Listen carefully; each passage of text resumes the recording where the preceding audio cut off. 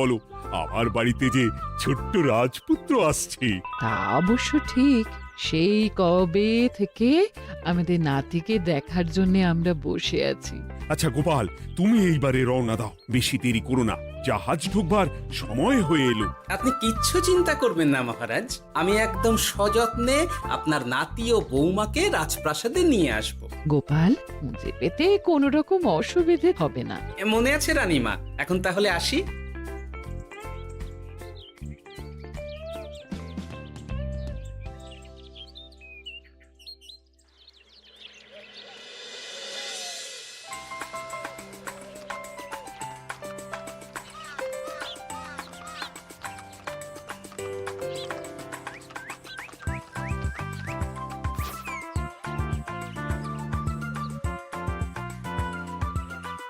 এসো এসো বৌমা, এসো। আরে আমার নাতি বাবু যে। বৌমা, পথে আসতে কোনো কষ্ট হয়নি তো? এইটুকু পথ আসতে কোনো রকম কষ্ট হয়নি মা। গোপাল কাকা এত ভালো যে কি বলবো। যাক যাক, গোপাল তাহলে আরো একবার আমার মান রাখলো।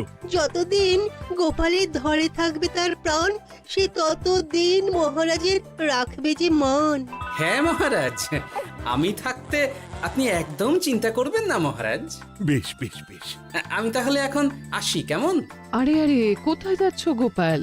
একেবারে মধ্যাহ্ন ভোজনটাও সেরে যাও। ও, ভোজনের ব্যবস্থা আছে? তাহলে তো থাকতেই হবে।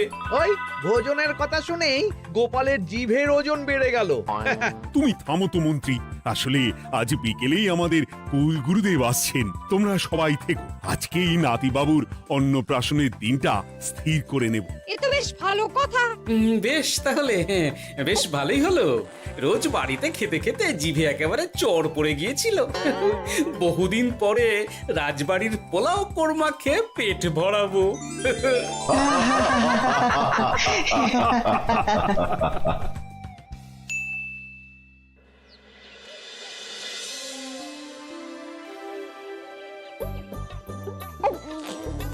বাহ, তোদের নাতির তো ঢের উন্নতি হবে রে, খুব প্রতিপত্তি হবে, নাম যশ সব হবে, কোনো চিন্তা নেই। গুরুদেব, নাতির শরীর স্বাস্থ্য ভালো থাকবে তো? দেখ, এমনিতে খুব একটা কিছু অসুবিধা তো দেখছি না, তবে হ্যাঁ, সম্প্রতি একটা বড় সড় ঝড় বয়ে যাবে দেখা যাচ্ছে। কি সর্বনাশ গুরুদেব, এসব কি বলছেন? কথাটা কি সত্যি? আমি মিথ্যা বলি না, যা দেখলাম, ঈশ্বর আমাকে দিয়ে যা বলালেন তাই বললাম। তাহলে কি হবে গুরুদেব? এই বিপদ এড়াবার কি কোনো উপায় নেই গুরুদেব? ওরে, তোরা আমার পুরো কথাটা শোন, কথার মাঝেই যদি এত প্রশ্ন করতে থাকিস তাহলে আমি কিভাবে আমার কথাটা শেষ করব? হ্যাঁ, ক্ষমা করুন গুরুদেব, আপনি বলুন বলুন। শোন, ওর কপালে ঝড় থাকলেও সে ঝড় ঠিক কেটে যাবে, চিন্তা করিস না, ভগবান আছেন, উনি বিপদ ঠিকই কাটিয়ে দেবেন। যখন বিপদ চরম সীমায় পৌঁছে যায় তখন ঈশ্বর নিজে এসে আমাদের বিপদ মুক্ত করেন। সত্যি গুরুদেব, ঈশ্বর নিজে আসেন? হ্যাঁ, নিজে আসেন। জয় গুরুদেবের জয়। গুরুদেব, এইবারে তাহলে আপনি একটা শুভ দিন বলে দিন, নাতিবাবুর অন্নপ্রাশনটা ধুমধাম করে দিতে হবে তো।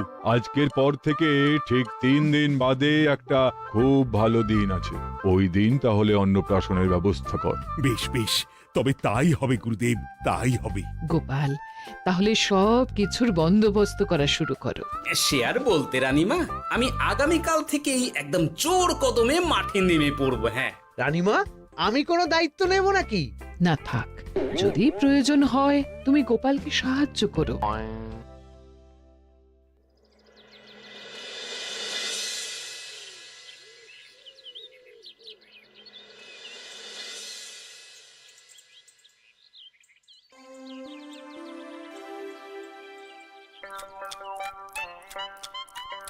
অপূর্ব হয়েছে রান্নাগুলো। সুযোগ পেয়েছে, একেবারে 3 দিনের খাওয়া খেয়ে নিচ্ছে।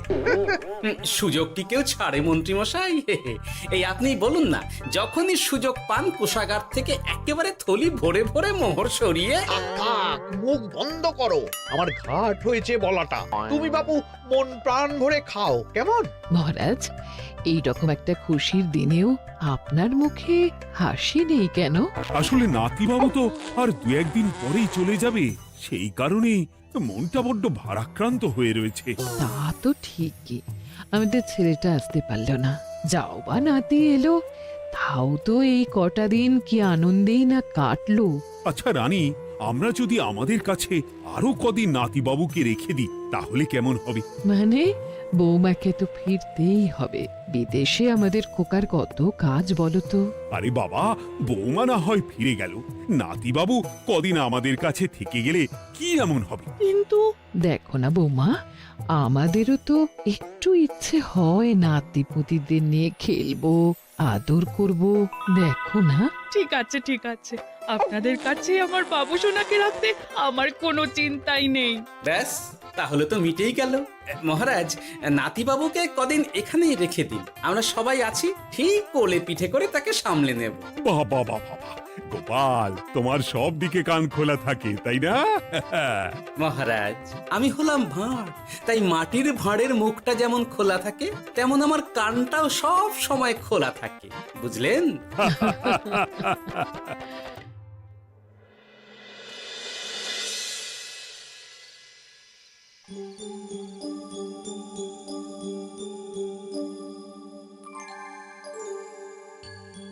কি ব্যাপার মহারাজ, আপনি এখনো শোননি কেন?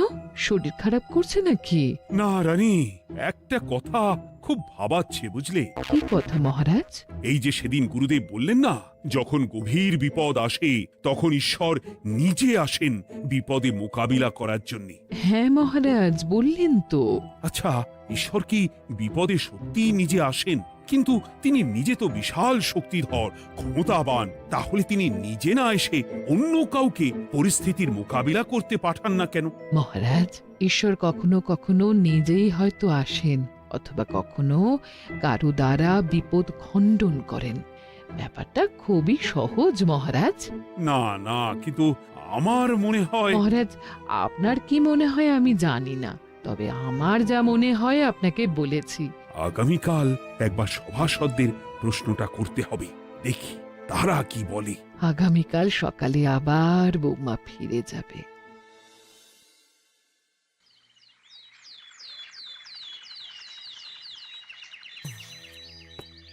আমি তাহলে আসি, আমার সন্তানকে আপনাদের কাছে কদিনের জন্য রেখে গেলাম, ওকে খুব যত্নে সাবধানে রেখে দেবেন, কেমন? তুমি কোনো চিন্তা করো না মা, আমাদের নাতিবাবু একদম দুধে ভাতে থাকবে। কদিন একটু দেশের মাটিটা চিনে নিক, তারপর না হয় আবার বিদেশে পাড়ি দেবে। এই বলো সোনা।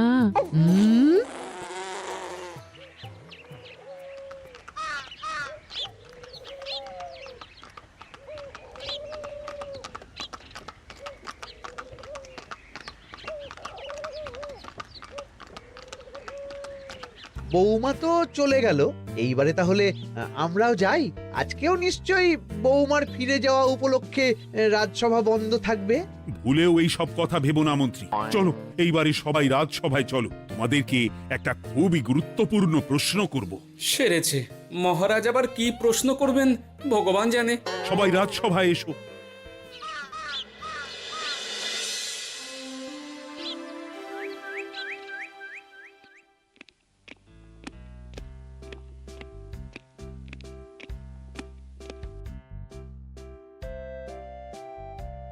আচ্ছা, তোমরা সকলে বলো তো, ঈশ্বর কি সত্যি বিপদ খণ্ডনে এই ধরাধামে অবতীর্ণ হন? আচ্ছা, তাই যদি হয় তাহলে ঈশ্বর নিজে না এসে তার প্রতিনিধি হিসেবে অন্য কাউকে বিপদ খণ্ডন করতে পাঠান না কেন? হ্যাঁ হ্যাঁ, ঠিকই তো। কেন কেন, ঈশ্বর তো মহাশক্তিধর, উনি চাইলেই যা খুশি তাই করতে পারেন। মহারাজ, আমাদের যেমন ইচ্ছে হলে আমরা খাই দাই ঘুমাই ঘুরে বেড়াই, ঠিক সেই রকম ঈশ্বরেরও ইচ্ছা হয় নিজে নেমে এসে জগতের কল্যাণ করার। না না না, আমি কিন্তু আমার প্রশ্নের যথাযথ উত্তর পেলাম না। এই গোপাল, তুমি কিছু বলো না, একদম মুখে কুলুপ দিয়ে বসে আছো কেন? হ্যাঁ, না মহারাজ, মুখে কুলুপ দিয়ে নেই, আসলে খিদেতে পেটে ছুঁচো দৌড় দিচ্ছে। বেশি কথা বললে খাটনি হবে, আরো খিদে বাড়বে, তাই চুপ করে আছি আর কি। ইস, শুধু খাওয়া আর খাওয়া, সব সময় শুধু খাওয়ার চিন্তা। গোপাল, ছি, লজ্জা করে না? এমন একটা গুরুত্বপূর্ণ সময়ে তুমি আমার প্রশ্নের উত্তর না দিয়ে মনে মনে খাবারের কথা ভাবছো। আসলে মহারাজ ওই না খেলে যে মাথাটা কাজ করে না, পেটে খিদে মুখে লাজ, এমন করলে তো মগজটাই পুরো ঘেঁটে ঘ হয়ে যাবে মহারাজ। বেটাকে তাড়িয়ে দিন। যাও যাও গোপাল, আমার রাজসভা থেকে এক্ষুনি বিদেয় হও দেখি। যাও যাও, তুমি যাও। যার সব সময় শুধু খাওয়ার চিন্তা, এমন পেটুককে সভায় রেখে আমার কোনো কাজ নেই। কিন্তু মহারাজ, চুপ, একদম চুপ। তুমি যাও গোপাল, যাও। যদি কোনোদিনও উত্তর খুঁজে পাও তবেই আবার এই সভায় তোমার মুখ দেখিও।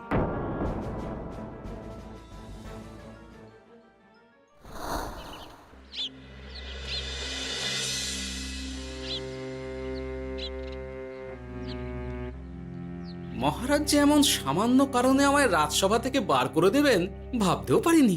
এখন কি যে করি, একে তো মাসের শেষ, সংসারে তুমুল টানাটানি। এক কাজ করি বরং, গিন্নিকে নিয়ে কদিন শ্বশুর বাড়ি চলে যায়, কদিন পায়ের উপরে পা তুলে আরাম করে আয়েশ করে দিন কাটাবো। হ্যাঁ, তাই করি।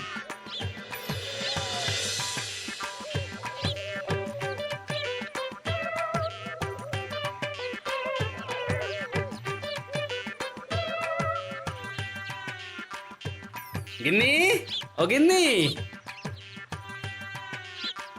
বলছি কি, ওই শিগগিরই তল্পি তল্পা গুছিয়ে তোমার বাপের বাড়ি চল। এই কটা দিনের জন্য দুজনে ঘুরে আসি, বুঝলে? কি ব্যাপার? তোমার হঠাৎ করে আমার বাপের বাড়ি যাবার হিড়িক কেন? কিছু মতলব আছে নাকি? আমি না তোমার স্বামী? তুমি আমাকে এইভাবে বেমক্কা মতলববাজ বলতে পারলে? হ্যাঁ, কোথায় আমি তোমার কথা ভেবে কথাটা বললাম, আর তুমি কি না আমায় স্বামী না স্বামী কে জানে? এই গত 3 মাস ধরে বাপের বাড়ি যাওয়ার কথা বলছি, তুমি তো তখন কানেই নিচ্ছিলে না, এখন হঠাৎ?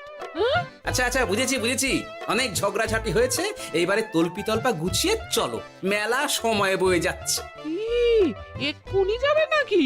সন্ধে হয়ে এলো তো। সন্ধে হয়ে এলো তো কি হয়েছে, চলো চলো চলো, শিগগিরই চলো। ঠিক আছে, আমি প্রস্তুত হচ্ছি। তুমি তাহলে একখানা গরুর গাড়ি ডেকে আনোগে, যাও যাও। আরে মিছিমিছি গরুর গাড়ি রাখবো কেন? আরে বাবা, আমরা হেঁটে যাবো, হেঁটে। কি বলছো? এতটা রাস্তা বনের মধ্যে দিয়ে আমরা হেঁটে যাব? শোনো গিন্নি, ওই বাতের ব্যথায় না হাঁটাটা বেশ ভালো, বুঝলে? চলো চলো, দেখবে কোনো রকম অসুবিধে হবে না। হ্যাঁ, আমি তো আছি নাকি? হ্যাঁ,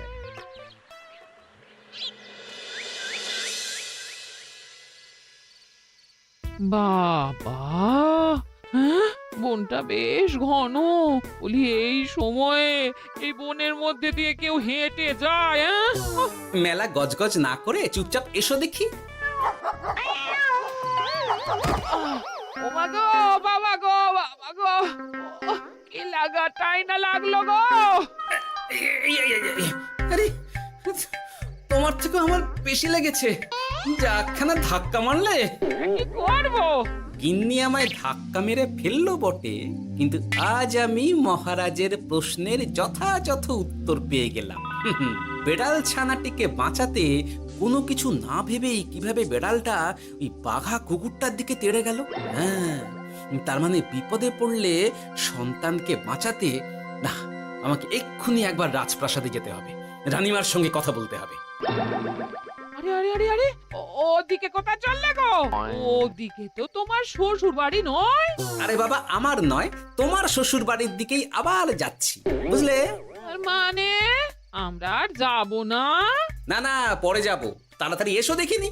এ কি রে বাবা, লোকটার মাথাটা কি গেছে নাকি? কখন যে কি করছে নিজেরই ঠিক নেই, যত সব।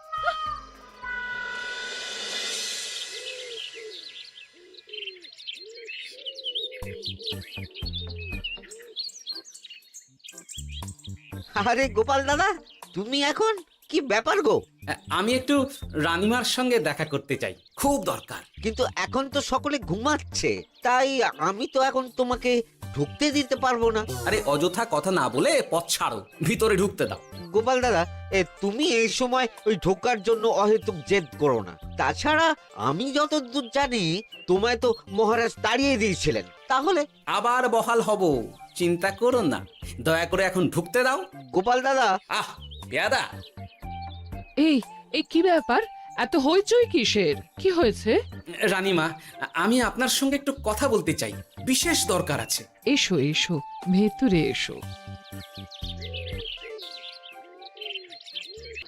তাহলে মহারাজকে তোমার পরিকল্পনা মতো বাইরে নিয়ে যেতে পারলেই উনি ওনার প্রশ্নের উপযুক্ত জবাব পেয়ে যাবেন, বলছো? সে ব্যাপারে আপনি 100% নিশ্চিত থাকুন রানীমা।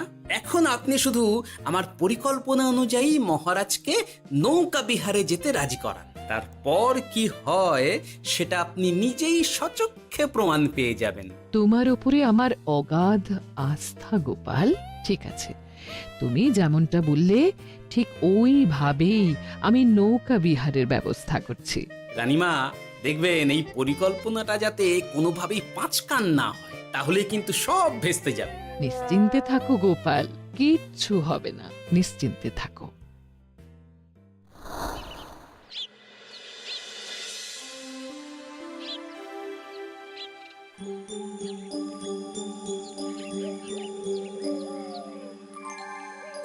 মহারাজ আবার বেজার ভোগ করে গেছেন।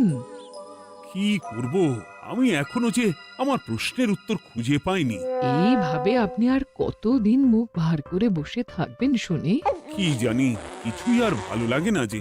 বলছি শুনুন না মহারাজ, নাতিকে নিয়ে চলুন না, আমরা একটু নৌকা বিহারে যাই, তাহলে ওরও ভালো লাগবে আর আপনার মনটাও বেশ অন্যরকম হবে। ঠিক আছে, তাহলে চলো একটু নৌকা বিহার করে আসি।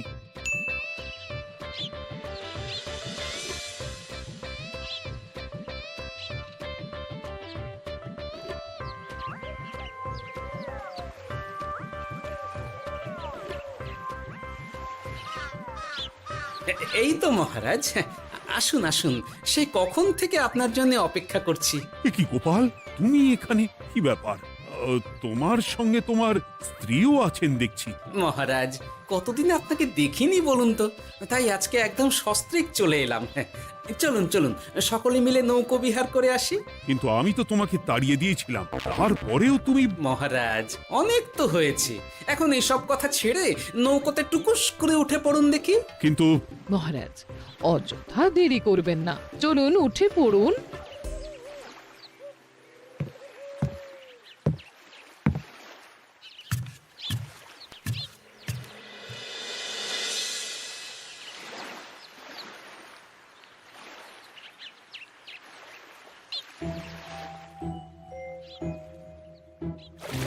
এ কি?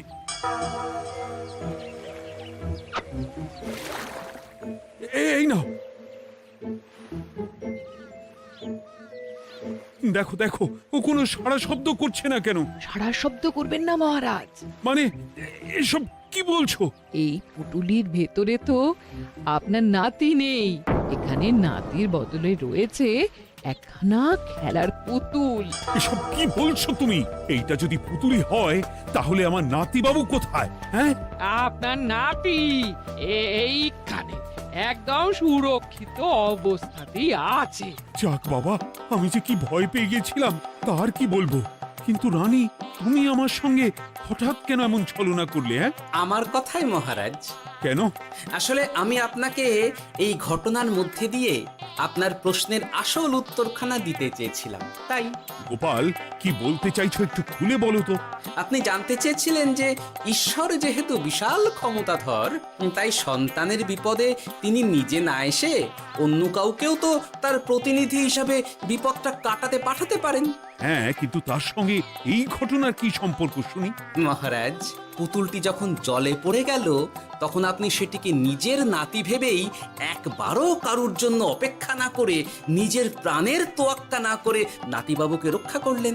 মহারাজ, আমরা ঈশ্বরের মানব সন্তান, ঈশ্বর আমাদের সকলের হৃদয়ের ভিতরে বসবাস করেন, তাই বিপদ হলেই তিনি ছুটে আসেন, কখনো নিজে, আবার কখনো বা কোনরূপ প্রতিনিধি মারফত। তাই ভবিষ্যতে আর কোনোদিনও ঈশ্বর সম্পর্কিত কোনরূপ সংশয় মনে রাখবেন না, কেমন? সাধু সাধু, ধন্য তোমার বুদ্ধি হে গোপাল। সত্যি যেভাবে তুমি একটা ঘটনার মধ্যে দিয়ে আমায় আমার প্রশ্নের উত্তরটা ব্যাখ্যা সমেত, তার কোনো তুলনা হয় না। তোমার যে আর কিভাবে প্রশংসা করব তাই ভাবছি। মহারাজ, আমার আর প্রশংসা না করে ওই পেট পুরে একটু ভালো মন্দ খাওয়ান তো দেখি, তাহলেই হবে, আর কিচ্ছু চাই না। আচ্ছা আচ্ছা, বেশ বেশ, তাই হবে। আগামী 7 দিন তোমার সস্ত্রীক সহ রাজবাড়িতে দুবেলা আহারের নিমন্ত্রণ থাকলো, কেমন? ব্যাস, আর কি চাই?